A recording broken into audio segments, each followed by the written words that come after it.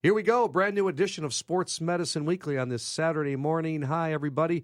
Steve Cashel, along with my usual co-host, Dr. Brian Cole. He is the head team physician for the Chicago Bulls, one of the team physicians with the Chicago White Sox, sports medicine specialist, orthopedic surgeon at Midwest Orthopedics at Rush. Our website is sportsmedicineweekly.com. Another week, Doc Cole, during the holidays. How you doing?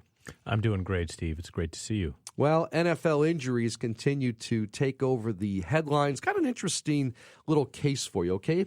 Let me go through this. Redskins running back Darius Geis, as we get into it, all right, tore his left ACL against the Patriots, forcing him to miss the entire 2018 season. Now, in week one of the 19 season, this past season here, he's torn the meniscus in his right knee.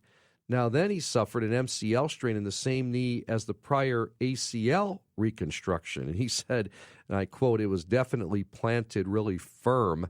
I thought I broke my leg and my ankle. You can't tell from that angle, but my knee went in pretty good before my feet came off the ground." End quote. What comes to mind? Well, I think there's a lot of confusion between, and now he's got a knee with an ACL and an MCL. And interestingly, not uncommonly, when someone has an ACL tear, they often have an associated MCL tear.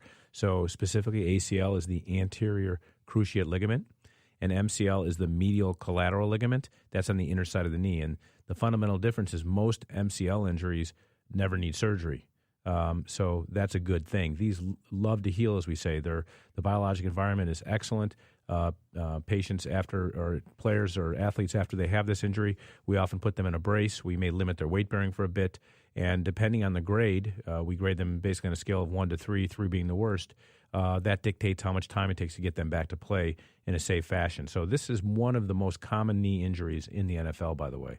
It usually happens when the leg is planted. Someone comes at them from the side, much like this happened here, and it goes on a very acute or sudden angle and just pulls on the ligament on the inner side of the knee. The importance of that ligament is actually stabilizes the knee so the leg doesn't sort of wobble from inside to outside. It's a different type of ligament than the anterior cruciate ligament. It's one along the side of the knee rather than the center, and it just loves to heal, but you got to protect it after it get injured. Haven't we talked about this before, where you do a left ACL and all of a sudden something happens in the right knee?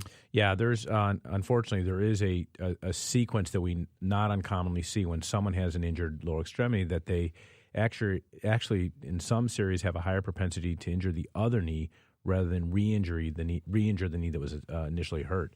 So, and that's probably due to some neuromuscular or biomechanical, differences, given side-to-side differences in muscle strength and so forth. So, we have to be very conscientious in rehabbing both sides of the lower extremity, for example, even though one side is injured, because of the risk of injuring the side that never was injured to begin with. Well, you've also told me in the past that you do an ACL reconstruction, and that is pretty strong, right? It can also be stronger than the other ACL. Yeah, that's exactly right. Yeah, to my point, what we see statistically is if you do an ACL reconstruction, the re-tear rates are generally less than 5 to 7%. Wow.